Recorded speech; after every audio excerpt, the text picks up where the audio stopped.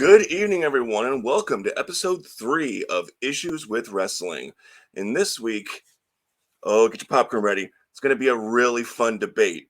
Tying off my article this week with I-70 Sports Media, I've got an all-star panel of guests once again to discuss the heel and face dynamic. Does it still exist? Do we need it? What are some of the rules for it, actually? Without further ado, let me introduce my first guest. He is a wrestling super fan. He is Mr. Thornton Parker. Thornton, how you doing, man? I am doing fantastic, sir. I am doing fantastic. How about yourself? I'm doing great, but these fans this week, man, they don't know what they're in for because they're not in our chat, in our group chat. They don't know the debates that you and this man have had about this very subject over the past year. So it's going to be a good one, ladies and gentlemen. I'm looking forward to it. But as spoken before, the other member of this panel, the third man, if you will, a local professional wrestling referee for promotions like Glory Pro, Dynamo Pro, World League Wrestling. Ladies and gentlemen, he is HD Daniels. HD, how are you? Where? Here we go. All right, there we go. I'm good. How are you? I'm having computer problems. Okay, there we go. I think we're good right now. Can you hear me? Okay. Turn your volume down. Turn my volume down? How do I do that?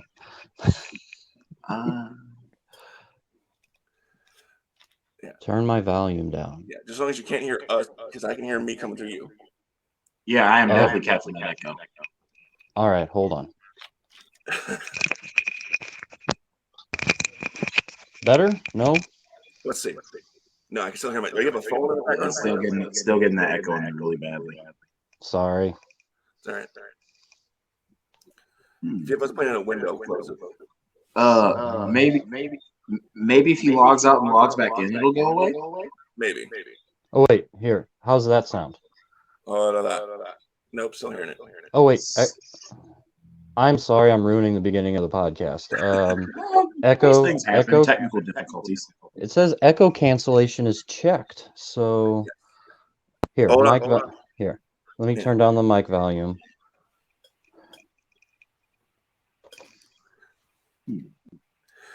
The perils of live entertainment. How's that? No? Let's see. Nope, still hearing it. All right, hold on. I'm trying a different medium here. Hopefully you can edit the beginning of this. Yes, it's all right. It happens. You can always cut this part out. Yeah. Well, that's what I'm hoping. Yeah. All right, so Thornton, we'll start with you because Dan's giving some big difficulties. In modern wrestling, do you think heels and faces are important, and do they still exist? What do you think? I still believe that they are integral to the most important aspect of professional wrestling, which is storytelling. Okay. I feel that the most compelling stories in wrestling has always been at its core a battle of good versus evil, which is where baby faces and heels came from. You have it works in not just wrestling, but I feel any form of action related storytelling. You always have the villain and you have the hero. The villain is the mountain that needs to be overcome, and the hero is the face. The hero is the one that needs to overcome it. So I feel it's very integral to professiontal wrestling storytelling, and a lot of my personal favorite feuds and rivalries and storylines have featured a clearly defined heel slash villain, a clearly defined babyface slash hero. All right. So Dan, what do you think? Do heel and faces still exist? Do we need them? Dan? Dan, are you with us? You're kind of breaking up, but I don't know if it's your end or my end. Can you hear me now? I'm pretty sure it's good. I'm connecting clearly with TJ. I can't. You or with you, it's breaking up. Yeah. Are you there? All right, Dan, sort yourself out. We'll be right back. All right? All right, so Thornton, what about the cool heel, the NWO DX, when they were bad guys? did that kind of blur the lines of heels and faces? Yes, but I don't think it was exclusively that. Like, we had the cool heel, but we also had the anti-hero in characters such as Stone Cold Steve Austin, 1996 babyface Shawn Michaels, and The Rock and the like, who didn't necessarily behave as traditional baby faces. Like, there was a lot of heel behavior among them. At the same time, the cool heel, it was a line John Cena did in one of his promos back in 03, and he was like, "I'm like a mafia movie. I got you rooting for the bad guys." And I feel like the NWO represented that to a T. Okay. Did that blur the line too much though? Like when the NWO was selling T-shirts, did that blur the line? I wouldn't say too much. I don't. Maybe if it was, I wouldn't think that it was the biggest problem when it came to the NWO. I feel the NWO just didn't have a natural foil. I mean, they had Sting in '97, but they retconned that like a month later. So it's one of the problems I feel is with Roman Reigns now. As great as Roman Reigns is now, the fact that we didn't get a decent babyface to challenge him until Cody Rhodes is pretty shameful. Okay. So I guess the real part of that is, what if the person doesn't change their persona? I mean, for the most part, HBK was HBK, regardless whether he was a babyface or a heel. Oh, yeah. Same for Ric Flair. So, I mean, if the person doesn't change who they are other than who they're working, what does that do for the dynamic? I think Randy Orton will be a good example of that. And Orton got over either way, because as a heel, he's a demented motherfucker. And then as a babyface, you're going to cheer for him because you just want to see a motherfucker get RKO'd. Yeah. So it doesn't, while there should be some noticeable differences in a person's character, whether they're face or heel, there are exceptions to it. So like it can work in certain favors. Like Steve Austin, when he became a babyface in 97, following Bret Hart and everything, he still behaved the same way he was before. He was whooping ass of everybody he came into contact with. Face or heel, he didn't give a damn. DTA, that's how it works. Yeah. But if he's a babyface, then if he's a babyface, then it's up to his opponent to get him over, because his opponent has to be somebody who's like, okay, you're a despicable motherfucker. I want to watch this man beat your ass. Okay. And then if he's a heel, like in 01, where he's just doing the most fucked up shit possible, then you want him to get his ass whooped. Okay. That makes sense. It does. So Dan, are you with us now? Can you hear me? Yes. Yeah. We're getting you nice and clear now. Yeah. I had to go mobile. So what do you think? If a heel or face doesn't change their dynamic, if it's Ric Flair, if it's Shawn Michaels, or Randy Orton, if they're the same person who they're facing changes, does that affect the dynamic? It does, and it can be for better or it can be for worse. It depends on. I think there's examples of it working, and then there's examples of it not working. All right, Dan, what do you think? I mean, you take someone like Shawn Michaels, Ric Flair, and I'm going to throw Randy Orton in there too. They are booked villain. Let's just say they're booked villainous. People love them. As a matter of fact, I'm going to throw Roman Reigns in there. They love them. They're booked villainous, but are they heels? I mean, by the classic definition, by their tactics, yes, but that's my next question. I've been thinking about this. I'm sorry to interrupt the host, but I've been thinking about this most of the week. I guess I'll put it out there. In my opinion, I don't even know if it's an opinion. A thought that I had is, heels and baby faces, are they emotion based? So can you perceive a heel as someone you just flat out hate, but maybe they're booked as a baby face, or vice versa? Like Baron Corbin, genuinely universally hated person, Is he a Yeah. heel? But he's good at what he does. So is he a good heel? Is there such a thing as a good heel? Can we I let think our Corbin's an example because he gets booed, especially now with being with JBL, someone who is Mhm. universally despised. But You can we say that he performs his role well? Yes, of course. So, just a point of discussion, not even really my opinion, is can you be a heel and not be hated? But here's the thing: we're modern wrestling fans, and we said Yeah. this before. The curtain's been lifted. Fans, for the most part, aren't trying to stab the heels anymore for being bad guys in real life. No. So we know what this is. We know that it's drama. So you can go to a movie and you can see the bad guy and appreciate the character and not hate the actor. I think it's the same thing here. So, I've heard the argument before, and I've heard it from you. So, wrestling can be perceived a little bit differently. Yes, we could call them actors. Yes, we could say that they're performing to a script and to a booking. But the point of wrestling, and I'll just say kayfabe, is to generate some sort of emotion out of you. Mhm. So, and I know that's true for the movies too. Yeah. But wrestling is more of an interactive thing than a movie or a TV show. You can't like reach out and touch James Bond. No. But if you're at a show and there's this heel out there, but he's doing a really good job and everybody loves him, and I'm going to put MJF's name out there. Yes, he's a villain. He's booked, scripted as a villain, but everyone loves him. But Is that a baby face? But okay, and I see your point completely, but I say this.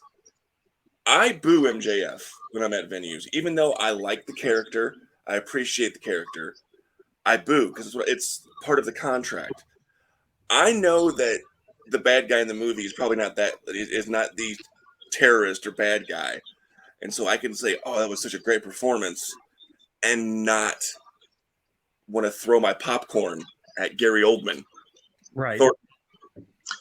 I think I'm getting where HD is coming from with that veil of kayfabe lifted up, and it doesn't take a rocket scientist to realize how professional wrestling works. I think what he's trying to say is like how with everyone knowing heels now, it's like you're not back in the 80s or the 70s more when pro wrestling had its mainstream legitimacy. If you see a heel being a heel, it's like, okay, fuck you, boo you, we're going to stab you in the parking lot. You're a despicable human being. Nowadays, with the veil lifted up, we're like, wow, he's doing a really good job of being a heel. But it's like you're praising the person that is playing that role more than the actual villain. And I feel like when we do that, we're violating a major aspect of professional wrestling that is required to enjoy it, the suspense of disbelief. Because now we're not over here going, MJF is a MJF, man, fuck MJF. He's the worst fucking person ever. No, we're going, Maxwell plays a good job of playing the guy MJF. He plays a really good villain, Yeah. Not, okay, this man is despicable, he done beaten up CM Punk, he done manipulated William Regal, he done stole the world title from Jon Moxley.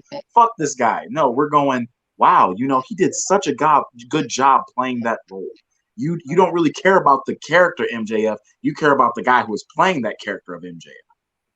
That is and I true. feel like that's hard. That makes it very difficult for heels to be honest to God heels. There's not a lot of good heels. Like I believe in an argument early we had this week, I was saying that, MJF is probably the closest to a true heel in pro wrestling right now, and he has to work extra hard to sell it. So I'm going to pose a question. Go ahead. Is it possible to be a babyface with emotions of, hey, I really like that guy, but be booked as a villain? Give me an example. MJF is a perfect example. Our emotions tell us he is a great at what he's doing. Yes. But he's booked villainous. Villainous AF. I would go back to the movies. If you enjoy or like a good movie villain, you don't have to despise the actor. You can despise the character. Joker in The Dark Knight. Mm-hmm. Yeah. Fan-fucking-tastic villain, but we're more focused on the fact that Heath Ledger did such a good job as him. But here, Heath Ledger- Jeremy has a good point here. Talking about Sergeant Slaughter as the Iraqi sympathizer and needing literal body armor. You know, those are the dying days of kayfabe. People thought he actually jumped ship to the Iraqi armed forces. Mm-hmm. So I mean, yeah, I mean, So is Heath Ledger a babyface, but the Joker is a heel? sure. Yeah, absolutely. Also, it depends on who you ask about Heath Ledger. Some people say, you know, hey, but It's hard to be a heel. People say it's hard to be a babyface. I think it's hard to be a heel in today's modern pro wrestling climate. So, what about Go Away Heat? okay, that's different. Go Away Heat is what they call it back in. They call it X-Pac Heat, Yeah. or change the channel Heat. Change Get this Babyface motherfucker is off gonna my have screen. Babyface So, is gonna have go away heat. if you genuinely hate someone, like actually hate them, you don't even appreciate the work that they're putting into the character, you don't want to see them, could that not be defined as a heel? It could A be. real heel. It could be, but I don't think it's the heel that you want to. Like, Okay. I'll give you an example. Baron Corbin, Lone Wolf Baron Corbin with this real receding hairline, stringy hair, had go away heat. I didn't want to see that guy. You know, I kind of liked bum ass Corbin and happy Corbin. I want to see him get his ass kicked. And now this new Corbin, I also want to see him get his ass kicked. So those work. Lone Wolf Baron Corbin, I could do without. You want to see him getting his ass kicked because he's doing a good job. Yes, but Lone Wolf Corbin, I just changed the channel. I didn't want to see him. Period. I mean, an argument can be made that that's a heel, a real heel. Yeah, but that's losing your viewers. that you don't want you want the. I feel that in business terms, the type of heel that you want is the Ric Flair heel, the guy people want to pay to go see his ass whoop. The heel that's like, okay, you know what, fuck this dude. It's not even because like he's doing a good job, but he's a villain. It's just because like Lone Wolf Baron Corbin, there wasn't much interesting about him. His moveset is probably the best thing about him, which is fucking ridiculous for a guy who didn't spend time on the indies. Yeah. He wasn't an interesting character. His entire thing is, I'm not an indie guy. Fuck your indie guys. And it's like there's only so much you can do with that narrative because A, everyone doesn't watch the indies, and B, half those guys aren't really as over as they think they are either. All right. So So what it's about, like- what about in real life? Should a heel be a heel on social media when he's doing appearances, or can he be himself or herself? Absolutely. MJF Absolutely. tried- I don't want to see Bray Wyatt tweeting about charities. Okay. HD. I'm indifferent about. I'm indifferent about it. Uh-huh. But take someone like MJF. He'll insult like a mentally challenged person at an autograph signing. He doesn't care. He's trying to live the gimmick. Yes. He says it's really who he is, but I mean, there's some. I guess you could say there's some doubts about that. But He's probably a real life douchebag. All right. So what about people that have kind of just failed as a babyface, but have done really well as a heel? Take The Miz, for example. Probably one of this era's best heels, has attempted babyface twice and completely fallen on his face, and nobody liked it. Miz as a babyface is a fucking disaster every time. He's, he's just so punchable.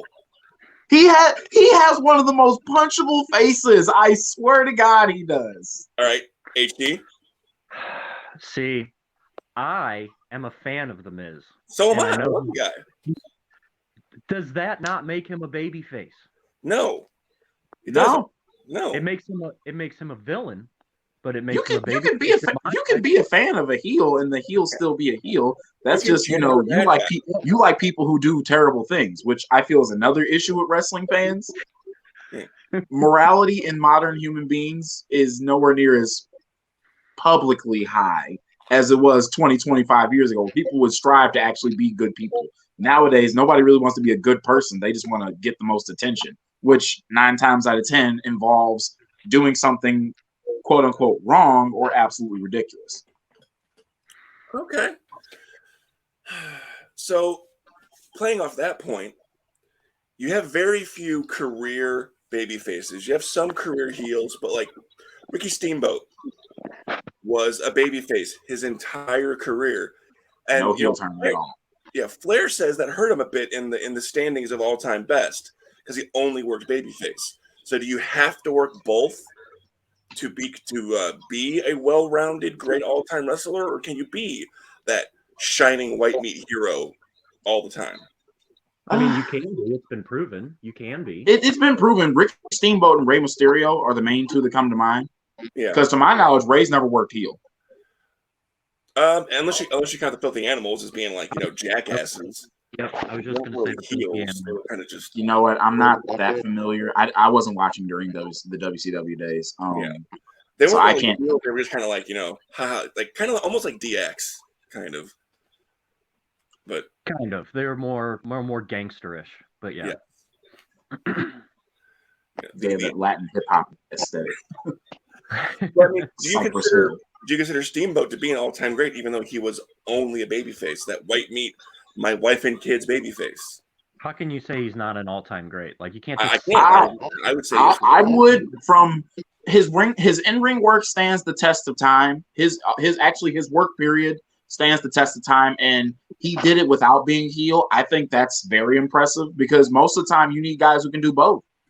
But would you put somebody like Piper above him, who, in my opinion, did the heel better than anyone else, but did the babyface really well? But he did it. He was an extremely good babyface as well. Yeah.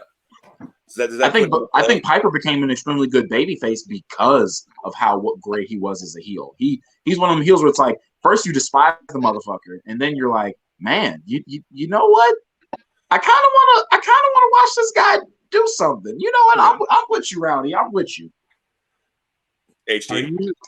Are you suggesting? Not even suggesting. Are you just putting the question that someone more well-rounded should be held in higher regard than someone who's only been a babyface their whole career? Yes, that's that's the question I'm putting out there. I'm not saying I believe it. I'm just answering the question. Right. I think the answer is relative to the person. Okay. I don't see how you could say Roddy Piper is held in a higher regard in wrestling lore than Ricky Steamboat. They're pretty much equal, right? Yeah. They're both legends, no matter how by any metric. Yeah, correct. True. Correct. But if Hogan had been red and yellow the entire run that we know of, a lot of us didn't watch Sterling Golden back in the day. We weren't old enough. But if he'd been just red and yellow, all-American Hulk Hogan, and never had that amazing turn as Hollywood, would he still be what he is? Both sides of the coin. I don't think he would be, but not because he never turned heel. I think the heel turn for Hogan I felt was necessary just because people were getting sick of, red and yellow babyface, eat your vitamins, say your prayer. That character had gotten stale. The same way people complain about John Cena being stale, they were complaining about John Cena Hulk Hogan the exact same way. Mm-hmm. So I feel like that heel turn came more out of necessity. It was more about Hogan wasn't just such a great heel. People were tired of him as a babyface. Right. They were tired of him as a babyface, and they were tired of him on top as a babyface. Yeah. His story had gotten old. Yes. HC, what do you say? Well, was Hulk Hogan's heel turn needed? Yes, I think so. Like for him, if for nobody else but himself. Yeah. Well, that's not to say that his career didn't take, his career didn't have a career high after he turned heel, but was it needed? Did WCW need him to do that? Would they still be successful without that? Not to the level they were, I don't think. If they didn't have the NWO, Hall, Nash, and Hogan, they would never have been the 83-week run that they had.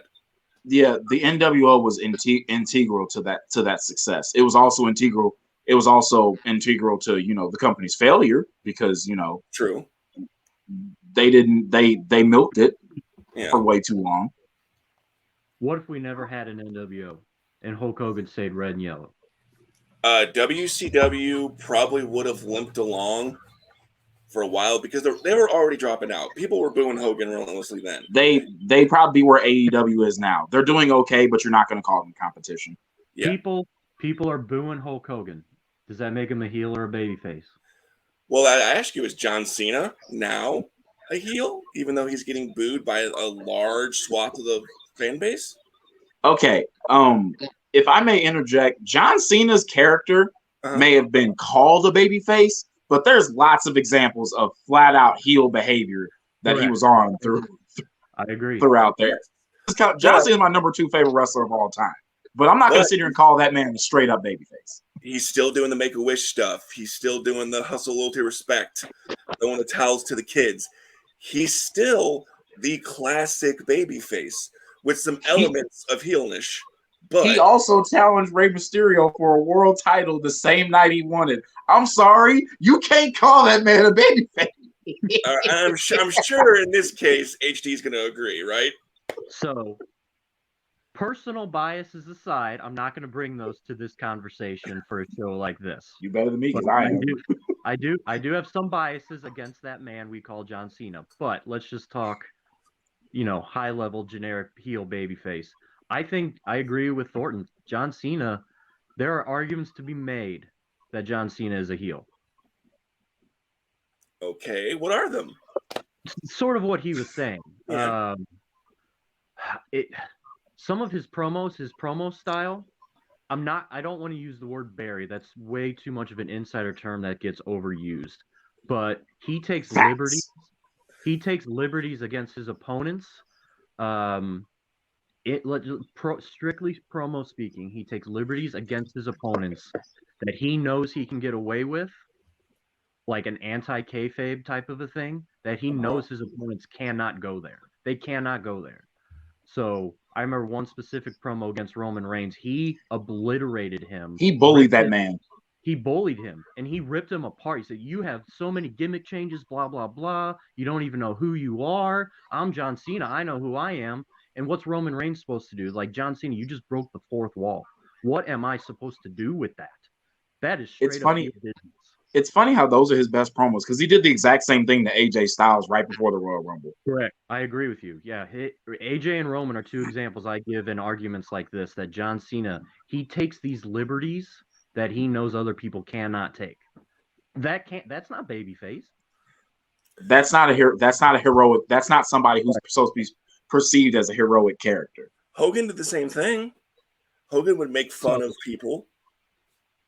I mean, babyface is making fun of heels is nothing new. Yeah. But like to make your opponent just look, so poor, like your promo isn't even acknowledging how dangerous this man is. You're just like, you ain't shit. Right. And when we got Chris Rodell with his "Oh good" HD John Cena hate his show. No hate. That was not hate. That was true. There's a lot of examples of those type of promos. I think The Rock was a big culprit. Was a big culprit in that type of manner because a lot of his promos he just shat on his opponents. Probably the most famous example is what he did to Billy Gunn in '99. People say Billy Gunn's career was never the same after that promo. I think, granted, Billy Gunn was never going to be a main eventer. You can't convince me he was. I think he could have been. And there's Chris again. CM Punk does the same thing all the time. CM Punk, yes, Punk did it as well. But like Punk, I feel is a real life heel. We're seeing that apparently. But you see, I think Punk at least varied the character because when he was a bad guy, he was all the straight edge means I'm better than you and the straight edge society. When he was a good guy, he was like, I'm in this for us, for Chicago, for wrestling. It was believable because those are two different aspects of who he is. Clearly, he loves his hometown, but at the same time, when he's like, you know what, when I want to get on your nerves, I'm going to get on your nerves, and it's going to be the fact that I'm better than you. Right. Even though I'm being a heroic character, I still know I'm better than you. I'm just not throwing it in your face right now. Okay, so HD, I'll throw this next question at you. We talked about it a little bit earlier with the white meat baby faces and how fans really don't care for that character much anymore, be it Hogan, Cena, whatever. Do you think in 2023, if we put out there a white meat golly gosh baby face, it could get over in any circumstance? I think I think the answer is yes, and it has to be the right person. And I think we're close. We're close to that with a few people. I think Alright. Jungle Boy. I think Jungle Boy is a great example. There's not a lot of edge to him, Uh-huh. but everyone loves him. Okay. Hook is close. Jungle Hook is really close. Yeah. Yeah, I see you, Thornton. Who else? Rey Mysterio, we talked about him already. He's always going to be white meat. He's always over. Yeah. But Rey Mysterio just works. Yeah, it really does. He sells extremely believably. His size works to him. You know, the underdog story always works for him. Always. Mhm. The underdog story always worked for Rey.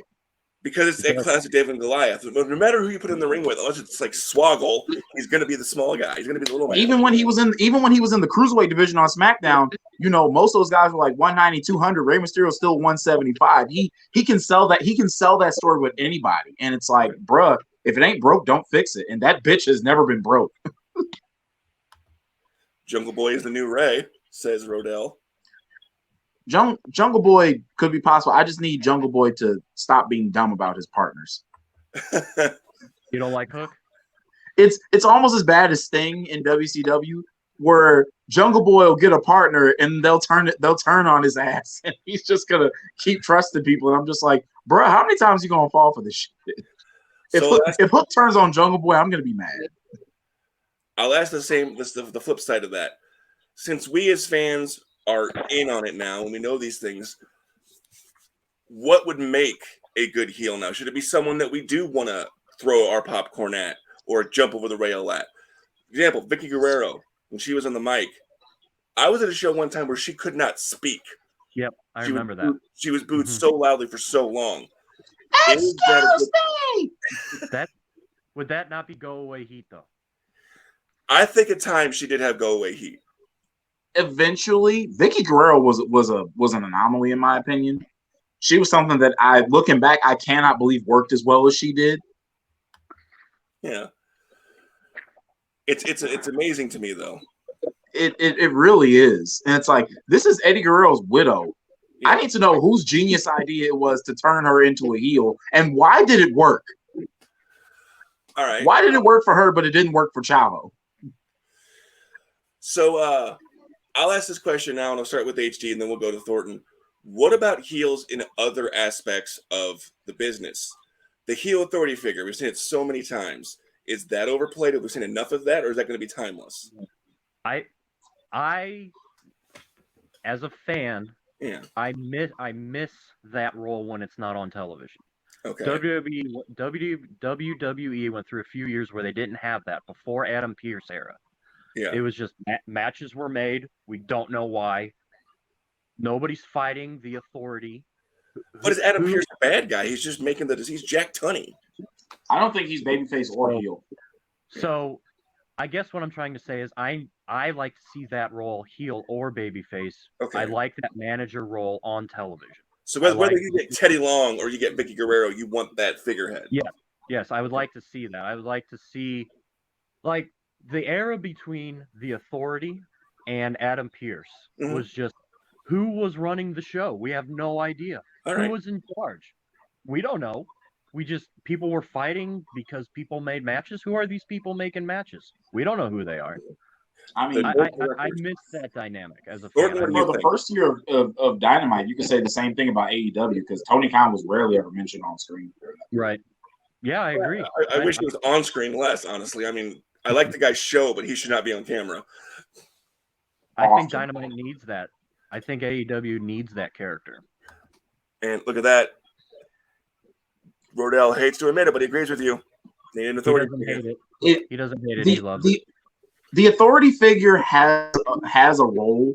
As a heel, he creates another obstacle for baby faces to overcome. Of course, the greatest example is Vince McMahon and Stone Cold Steve Austin. But another one I feel one that I greatly enjoyed was John Cena and Eric Bischoff in 2005. Or Eric Bischoff, period. So, I mean, you'd rather see that heel than that Teddy Long, Jack Tunney, good guy authority figure. On the other hand, I think Theodore Long, I'm gonna try to explain this as best as I can. Theodore Long, I loved as a babyface authority figure because he would keep the show fair and he would put the heels in disadvantageous situations so that when the heels, overcame it, main example being JBL, because Theodore Long had it out for JBL. And every time he had it out for JBL, JBL would find some ridiculous way to squirm out with that fucking title. And it'd be like, God, man, fuck you, JBL. And it's like, you take that whole, JBL, it's almost like Theodore Long was the heel to JBL's babyface. Yeah. And JBL is trying to overcome the obstacle that Theodore Long has placed in front of him, which was 9 times out of 10, The Undertaker. The Undertaker. Agreed. And well, that's the thing. We get the two sides of the coin recently with Adam Pearce, Sonya Deville. I don't think either one of them is a compelling authority figure. I agree. Pierce, I agree. At least it's on television, but it needs Pierce, to be better. they ignore him. They ignore him even when he's on screen. Like when the Bloodline was jumping on Raw and bopping everybody backstage, and he's like, "You guys are going to stop this now." That didn't stop them. So there, Gordell's a question. Who do you want as authority figures on SmackDown and Raw?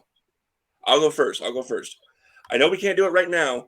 Regal has to be one of them. You don't want to back. His work in NXT speaks for itself. Yeah, no, I put him on the main roster. I'd put him on SmackDown or Raw. And then to counteract that, I would probably maybe turn Pierce full heel. Or maybe even I would bring I don't know. I'll just do Pierce. Pierce is a heel and Regal is a babyface. I think Pierce and Regal would work. I mean, to be honest, I wouldn't have minded Pierce and Sonya Deville. What annoys me is when both of them pop up on both shows. Because then I'd be thinking, it's two of y'all and it's two separate shows. Why are you both on each show? Yeah.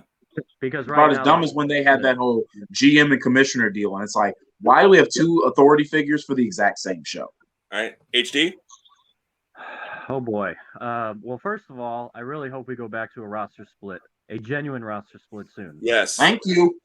With 2 world titles. A lot of people want 2 rosters, but I am a fan of 2 world titles. I just am. Complete separation. Yes, complete. And Survivor Series could actually sort of mean something, even though it really doesn't mean anything anyway when they battle. I say fuck the SmackDown versus Raw element. Save that for matches at WrestleMania. Yeah. We give us 1 or 2. Give us 3 interpromotional matches at WrestleMania. It'll be like a best 2 out of 3. Like the way they at Mania 20 and 21, that's what they were doing. With War Games being on the main roster now, I would give it one chance, like at next year's Survivor Series, to have SmackDown and Raw in War Games. I would give it one shot and see how it goes, because War Games was great with the Bloodline and the opposing team. So I mean, what would be so bad about having Triple H be an authority figure on TV? Been there, done that. Been there, done that, and it's a different dynamic now, don't you think? Yes, but it's been there, done that, and it's overexposure in his case. Yeah, that too. And Triple H has been around for so long. No matter how long you're around as a villain, you're eventually going to be beloved. Iron Sheik. And he's at that point. The Iron Sheik can come out, and people are going to go nuts for this guy that spat on the American flag in the 70s and 80s. Back to the topic at hand. Does that make them a heel? They're going to get cheered. They're getting cheered in their 70s. Once you're a legend, you're babyface for life. Yeah, that's true. But you're booked as a villain. Yeah. And again, Rodell, does Hunter really want to do that? I doubt it. Oh, no. I'm just. Fuck no. Yeah. Yeah. No, I don't know if he wants to. Whatever. It'd be way too much extra work for him. Here's one that's probably near and dear to HD and I's hearts. And Gerard's going to love this. The heel ref. I'm not for it. I think we have our place. We're supposed to be the guys in the middle, calling it as it is. There's been a few examples about time. I didn't like them. Thornton, what do you think about the heel ref and those like the twin Hebners, Danny Davis, Nick Patrick? Outside, I think the one time I thought that it worked, well, if you could even call it that, was with Brad Maddox. Yeah, Brad Maddox and how he fucked Ryback in Hell in a Cell. Yeah, HD. It's not something I like to see. Yeah. I don't like you said, the referee's supposed to be a neutral party. Mhm. Now, I don't mind the referee being a babyface, as you know, being neutral and being a babyface just means you're doing your job right. But being a flat out heel, just it's not adding to the obstacle that the babyface is overcoming. It's just like, bro, who the hell allowed you to be a referee when your job is to be impartial, but you're clearly being partial? So, right. Heel refs can be kind of perceived exactly as you're saying. Like, why the hell aren't you impartial? But if a neutral referee is getting a bunch of, you want to cuss on here? That's fine. Okay. Oh, I've been doing it the entire time. Let's say that a ref is getting a bunch of shit from a heel throughout the whole match. There's a specific example coming to mind. Maybe you'll think of it, but a referee is just getting shit on by this heel the whole match. When it comes time for the finish, I'll back up a little. Even the fans realize this ref should not be taking this crap from this guy. He needs to do something. So when the match is over, when the match is nearing its end, the ref does a fast 3 count. Instant pop for the ref, right? That makes him a babyface ref in that moment. Mm-hmm. Is that okay? The I think it is. Yeah, the classic example being Earl Hebner with Triple H and Chris. I knew someone was going to say it. Exactly. Yes, correct. I mean, That but they reversed that decision, and that got the fervor for that match even more. So in that situation, I think it fit the story, so therefore it was okay. It has a purpose. Yeah, Brad. If we're gonna see a heel referee, it needs to be one of those special referee situations, and you need to put something at stake for the babyface, like how at Backlash at 2000 with Rock and Triple H and Shane. Okay, the title's on the line. This is Rock's last chance. Yeah. Or how one of my personal favorite examples was in 2005. John Cena was defending the WWE title against Carlito. Chris Jericho was the heel referee because he had beef with Cena. Bischoff had beef with Cena and set this match up so Cena could lose his title. And it's like now John Cena is basically in this fucking handicap match, and there's nothing anybody can really do about it because the heel authority figure put this heel referee in Jericho out there. And not only in addition to the fact that Jericho is actually a wrestler, now John Cena's, it's one of the few times where Cena's as a babyface worked, in my opinion. Mm-hmm. It's not something you should see regularly, but same like in the case of blood, less is more. The less it happens, the more it means. Okay. I think it could work. It could work under right circumstances. So I'm thinking of Johnny Bravo right now at Impact. I think he was the senior referee at Impact, and on a personal level, he decided he didn't want to do that. He wanted to have an on-screen character role, but it transitioned from a bad ref, he became a bad ref, and then became an advocate manager for Taya Valkyrie. Okay. So, but my thing is everyone, with the exception of Earl Hebner, every one of these ended up being a wrestler. Danny Davis, Shane Sewell, Brad Maddox. So it's like I'm not wrestling. No way. So I'm gonna stay away from the getting injected in storylines heel ref angle myself. So it shouldn't happen often. It can work, but if it's another thing. It's another thing where if you do anything too much in wrestling, then it loses its meaning. That's why dives are mid now because everybody does it. And no, Rodell, we mentioned Nick Patrick. Thank you. So I know HD is itching to put the tights on and be a wrestler, so maybe he can be the next great ref turned wrestler. I did. I got a pop at my last show. I did. I had to make a quick move and jump over a big roll, and I got a big pop. Makes me want to be a wrestler and take bumps now. Yes, you've graduated from shoving wrestlers to jumping over them. Yes, correct. All right, so on the indie level, heels and faces, where it needs to be a bit more explained sometimes.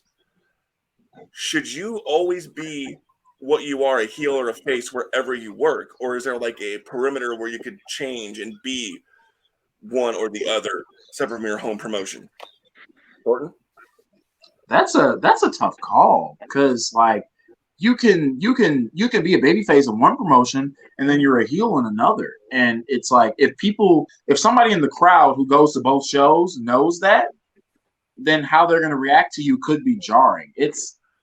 But should there be like a perimeter? Like, should there be so far to go out that you have to stick to what you are? I don't know. I feel that it's if it should, it's very difficult to do. In my opinion.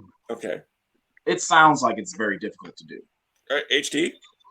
I'm going to answer your question with a question. Yes.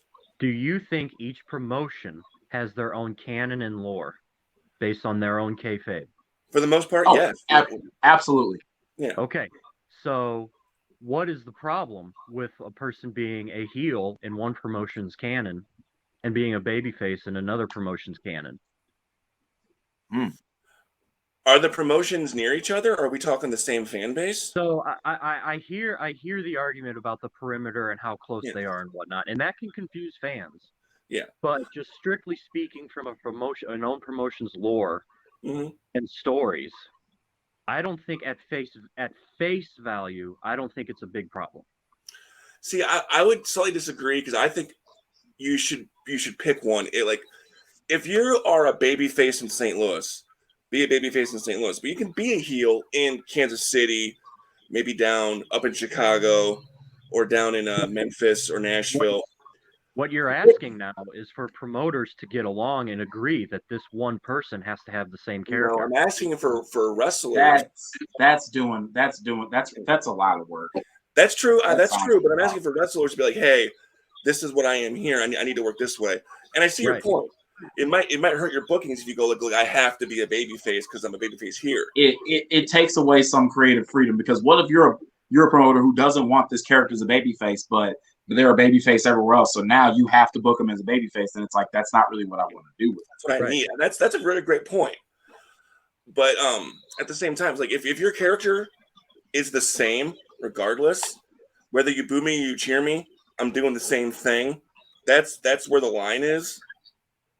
Because if you're this guy, no matter where you work, where you are, as I said before, the only difference is who you're working, then go ahead.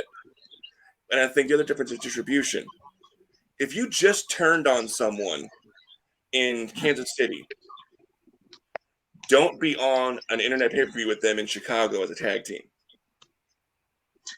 I mean, well, there's an example of that, like not actually being the case. One of my favorites was Kevin Steen and El Generico. Yeah. Like they were beefing in Ring of Honor in 2011, but they were tag team champions in PWG that year. Yeah.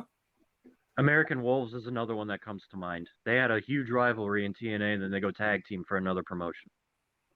Okay, and are you guys okay with that? Does that work for you, or does it blow up the illusion? So, yeah, go ahead. I'll let HD take this one first. Right. I'm trying to get my thoughts together. So, I think the answer is kind of twofold because we've established that each promotion has their own lore. But as a fan, it's like, well, what the heck am I watching? I just watched this team break up, and now they're tag teaming over here. So where do you draw the line of I don't want to know what the magic trick is. I don't want to know how the magician does his trick, but I know how he does it. But I want him to hide it from me. I want them to hide it as best as they can. It requires extra suspense of disbelief, and I think that's too much work for a fan to do. All right. Let me give you an example that's actually my personal experience. And it's someone we all know in this room, but I'm not going to name any names, but it was years ago. There was a show one weekend and a show the next weekend. The show one weekend, this tag team split up violently. Like the one turned on the other and beat the piss out of them. The next week, there was a fair show in the same town, and they're back together, all huggy, like, yeah, we're a team. And I'm like, What happened? Promotion? Nope, same promotion. Same promotion. That's a problem. Yeah. Oh, same promotion. That is entirely a problem. 1 week apart. That's just bad booking. Yeah. That right there. That right there is bad booking. I can't even come up with an argument to defend that. You got to have logic. If you're going to do something like that, you got to explain why it happened. Why are they together again? What happened to get you guys over it after I need to know what type of, because in reality, I'm sitting here like, bruh, if one of my homeboys beats the piss out of me, I'm not hugging you a week later, bruh. It's probably going to be on site every time I see you for the next couple years. Yeah, I mean, I went up and asked one of the wrestlers who I still know today about that, and he was like, "Yeah, I don't know, man. It's what we were told to do." He can't explain it because he knows it was dumb. Yeah. Yeah. Oh, here we go. Rodell, contractual obligations. I don't think there aren't, with very few exceptions, there are no contracts in the indie level. Yeah, last I checked, y'all are all independent. Yeah, You can make a story into anything. If True. you want to say that they have a contract obligation to be a tag team, then you could do that. And like, I would just make it logical.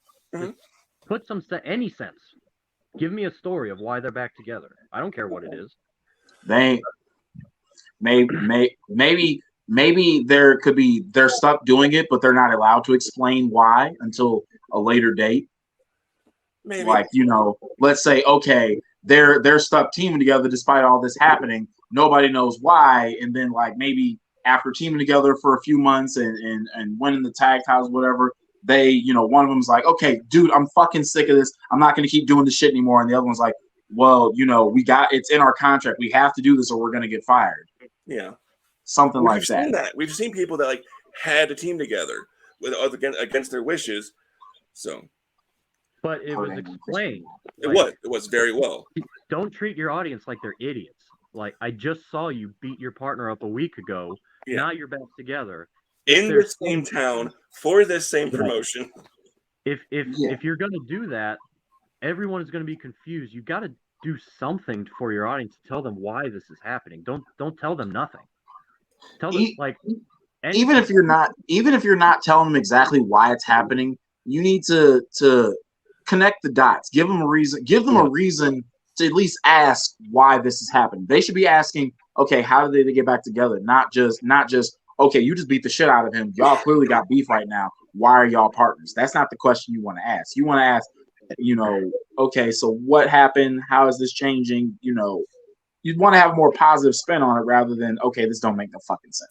So I'm guessing your general consensus is on the indies, working with promotions, case-by-case basis, whether you should do it or not? I think it has to be just based on real-life politics. You can't avoid it. You can't just say, as an owner or promoter of a company, say, you're my babyface, and I dictate to you to go to the other promotion and tell them you're a babyface too. That's not going to happen. At all. It's not going to work. HD making good points. Where is this in our group chat? Good. Hey, look, that's another story. All right, so Thornton, ideally, where would you want to see in 2023 and beyond? Where would you want to see heels and faces first on the mainstream level and then on the indies? I don't feel that they're as important on the independent level as they are in mainstream / televised wrestling. Mm-hmm. Because in the indies, story isn't as important.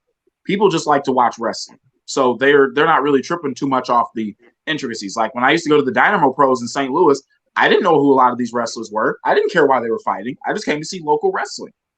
Okay. A lot of that shit really didn't fucking matter. It's like, oh, cool. This guy looks cool. Okay, this guy looks cool. Look at that. That dude just did that move and all the other shit. I'm not really tripping off of, You have to admit that there are people in the crowd that have been at every show and can follow that. So you should have some story element, right? Yeah. After watching for a while, it's like, watching, for example, watching Camaro Jackson, and I'm like, man, this dude was the D1 champion. He won all these matches, and now he's already got a win over the heavyweight champion. Now he's challenging for the heavyweight title. Okay, now I see how we got here. You're the number one contender. Boom, go ahead and do it. Okay. Off with his head. On the mainstream level?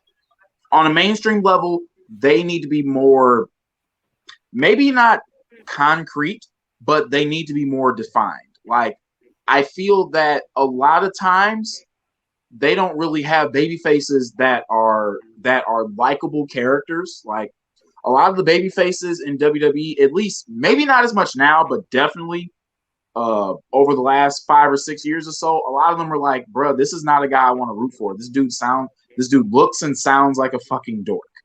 Why would I want to root for you and you're this lame of a character? Okay. versus heels, and it's like, bro, I don't even want to hate you. You don't have any charisma. There's nothing engaging about you. I don't even want to hate you. I just want to be like, bro, can you get the fuck off my screen? I've got apathy for you at the worst. Okay. So And you could say the same thing for a lot of characters in AEW as well. yeah. HD. That's a Indies and problem with mainstream. Where should it be? televised wrestling in general. Yeah. I am going to go back to one of my original statements and say the term babyface or heel is emotion based, not. And when I say that, I mean I almost think we need a new word. Babyface and heel. It's one of those terms everybody knows what it means. A heel means you're booked as a villain. A babyface means you're booked as a hero. But in 2023, we all know what's going on behind the scenes. We think we do anyway. Okay. Emphasis on we think. We think we do, but there's a heel doing a really good job, and I want him to win the world title. My emotion is I want you to win because I like you as a person and a character. That's not a baby face, but it's not a heel either. It's another word. What word is it? I don't know what it is. Tweener? Can I counteract that? Yeah. Yeah. Like, so let me make sure I understand this.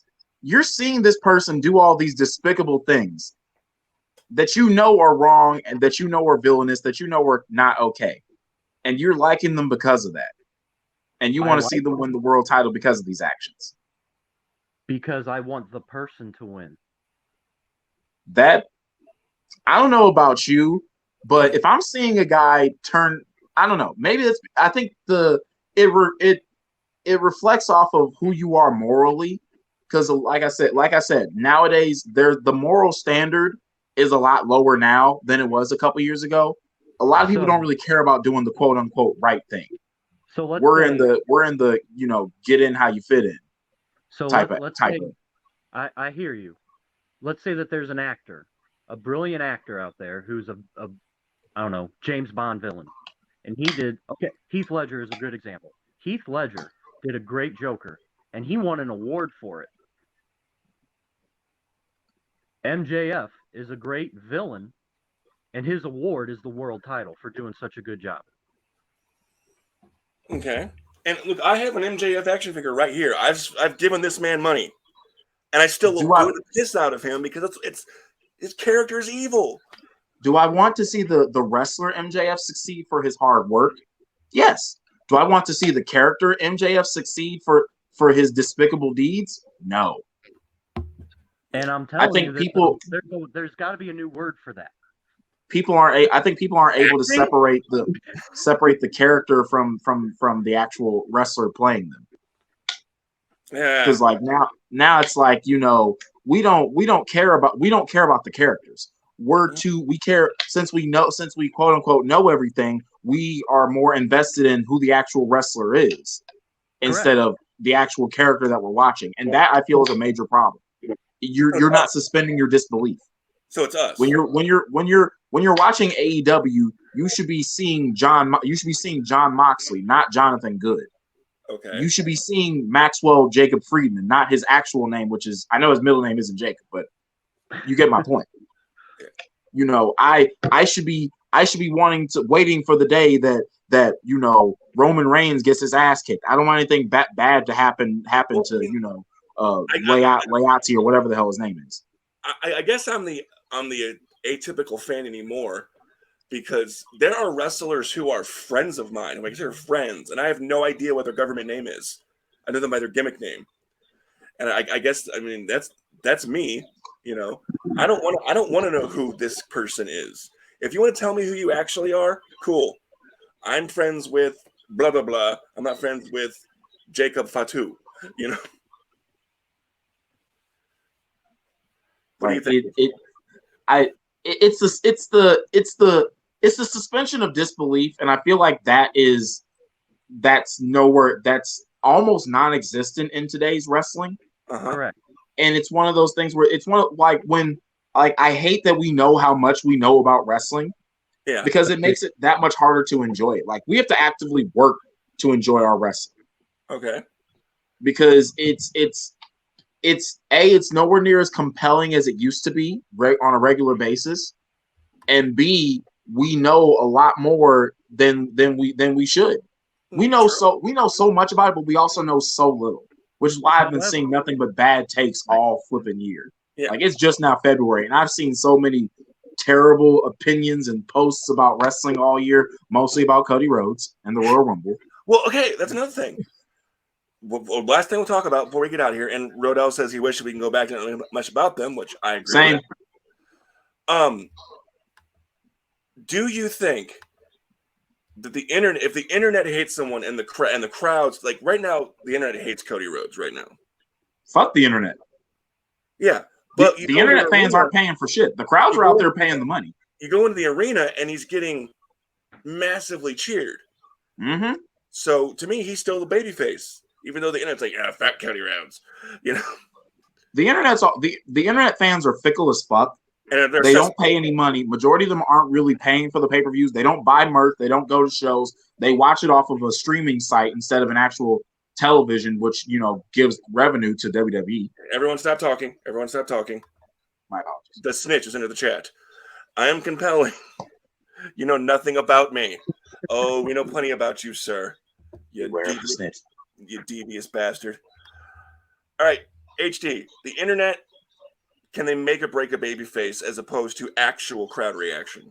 Yeah, there would be no Yes Movement without the internet. He's got a point there, Thornton. Lies. He's not lies. Wrong. Twitter, Facebook, there was a groundswell behind Daniel Bryan. That would have not happened. WrestleMania 30 would have not happened without the internet. Lies. AEW happened without the internet. Well, the that's a good lies.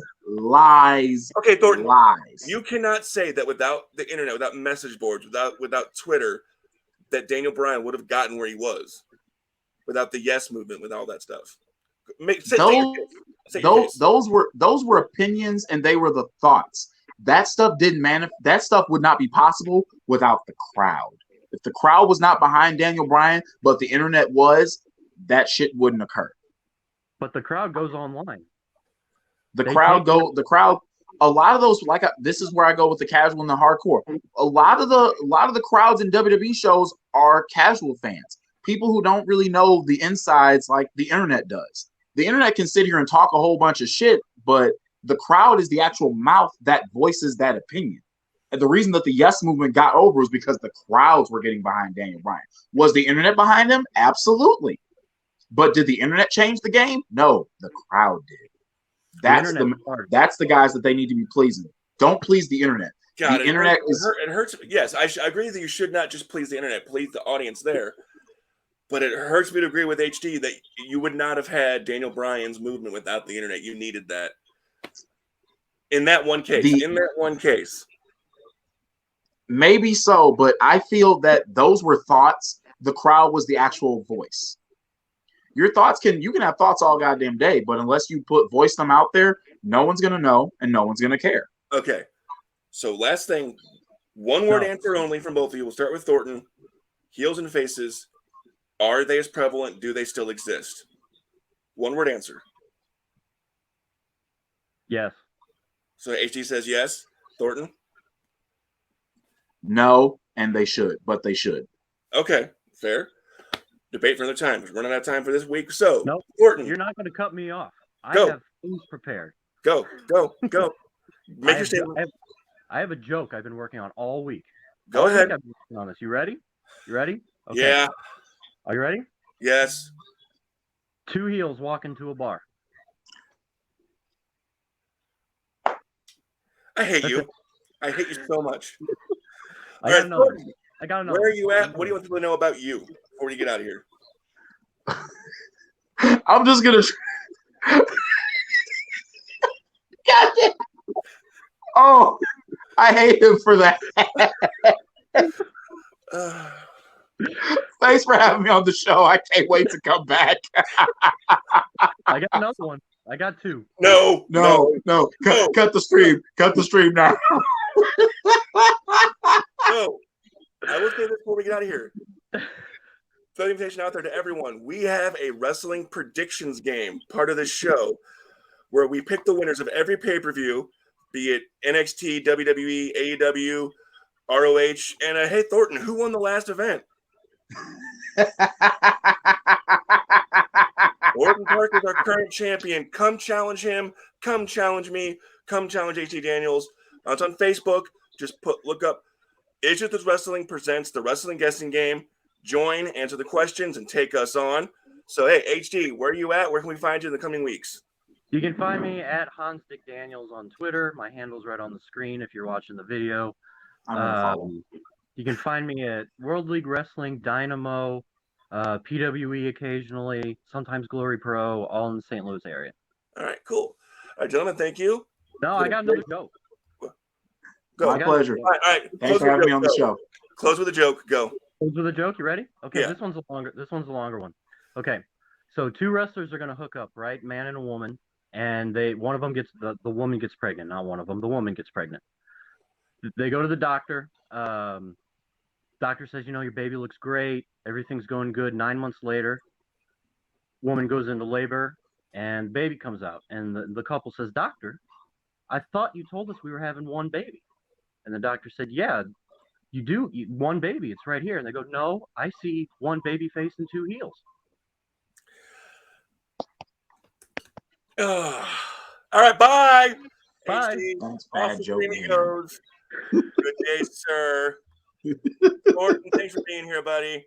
Much respect. Until next My time. pleasure. All right, everybody. Thanks for joining us for episode 3. Unfortunately, next week the Super Bowl's happening, so we will not be broadcasting against that because I don't want to get crushed. But the week after, we have a very special episode where we have 2 people on, the Ballad of the Lapsed Fan. 2 people who don't watch wrestling anymore are going to come on and explain how they used to watch it and what they liked about it, what they want to see. That's coming up in 2 weeks right here on Issues with Wrestling. But until next time, you can find me at 1_2_3 miles. You can follow the show at IWW_podcast. And I'm Christopher Miles, and I have issues with wrestling.